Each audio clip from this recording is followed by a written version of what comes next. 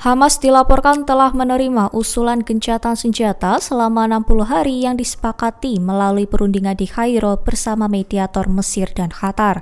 Mengutip dari Tribun News pada 19 Agustus bahwa kesepakatan ini mencakup pertukaran sebagian sandera Israel yang masih hidup dengan tahanan Palestina sebagai langkah awal menuju penghentian perang Gaza. Keputusan ini muncul ketika Perdana Menteri Israel Benjamin Netanyahu menghadapi tekanan ganda di dalam negeri. Protes besar menyerukan kesepakatan pembebasan sandera, sementara di luar negeri tekanan diplomatik semakin keras seiring meningkatnya korban sipil di Gaza. Netanyahu menolak kesepakatan parsial tersebut. Ia bersikeras perang hanya akan berakhir jika Hamas membebaskan semua sandera sekaligus, melucuti senjata dan membiarkan Gaza didemilitarisasi. Sikap ini menuai kritik keras dari oposisi politik dan keluarga sandera yang menuduhnya mengutamakan kepentingan politik pribadi ketimbang keselamatan warganya. Pemerintah Amerika Serikat dilaporkan menghentikan penerbitan visa bagi warga Gaza. Mengutip dari Tribun News pada 19 Agustus bahwa langkah ini diambil di tengah agresi Israel yang telah menewaskan hampir 62.000 warga Palestina serta menyebabkan kehancuran besar di wilayah tersebut. Kebijakan ini diumumkan setelah Departemen Luar Negeri AS menerima laporan dari Laura Loomer, sekutu dekat Donald Trump. Ia menuding organisasi fasilitator visa memiliki kaitan dengan kelompok teroris termasuk Hamas. Ia juga mengklaim mayoritas warga Gaza mendukung Hamas. Meskipun tudingan Loomer terbukti palsu, Menteri Luar Negeri AS Marco Rubio menegaskan penangguhan visa tetap berlaku. Ia menyebut keputusan tersebut diambil berdasarkan bukti dan akan mengkaji ulang pemberian visa.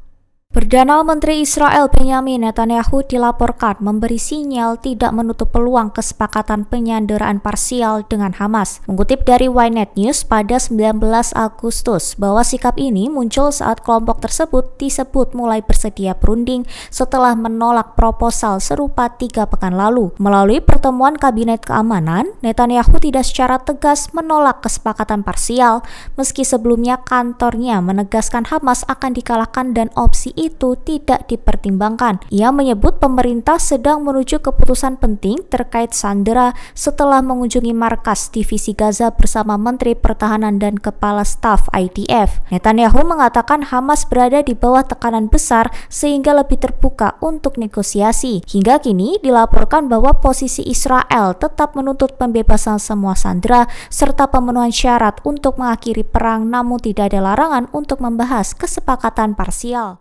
Para menteri koalisi sayap kanan menekan Perdana Menteri Israel Benjamin Netanyahu agar menolak kesepakatan gencatan senjata parsial dengan Hamas. Mengutip dari Ynet News pada 19 Agustus bahwa mereka menegaskan Netanyahu tidak memiliki mandat untuk menerima kesepakatan semacam itu dan harus melanjutkan operasi militer di Gaza. Menteri Keamanan Nasional Itamar Ben-Gvir menilai penghentian perang akan menjadi kegagalan bersejarah. Ia memperingatkan bahwa darah tentara Israel tidak boleh sia-sia dan menyerukan penghancuran penuh Hamas.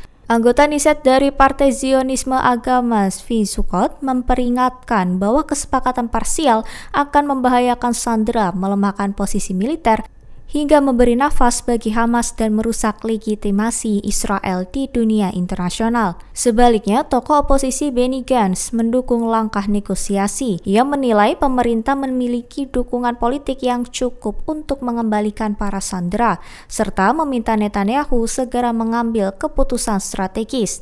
Netanyahu menyebut Hamas berada di bawah tekanan besar dan memberi sinyal masih terbuka terhadap opsi kesepakatan. Dewan Keamanan Nasional Israel menggelar pertemuan khusus untuk membahas respons terhadap meningkatnya pengakuan internasional atas negara Palestina. Mengutip dari Ynet News pada 19 Agustus bahwa sekira 15 negara diketahui telah menyatakan rencana untuk mengakui kenegaraan Palestina. Pertemuan itu dihadiri Perdana Menteri Benjamin Netanyahu bersama sejumlah menteri senior. Ketegangan muncul ketika Menteri Itamar Ben-Gvir memprotes langkah dan menuding Dewan tidak siap menghadapi isu ini. Sementara itu, para pemimpin pemukim mendesak Netanyahu bertindak lebih proaktif. Mereka menilai keraguan politik Israel selama ini justru mendorong momentum diplomatik menuju pembentukan negara Palestina. Netanyahu menyatakan komitmennya menjaga cengkraman Israel atas atas tanah tersebut. Ia menegaskan pemerintah akan mencegah berdirinya negara Palestina dan menolak tekanan dari pihak manapun baik internal maupun eksternal. Download Tribun X sekarang, menghadirkan lokal menjadi Indonesia.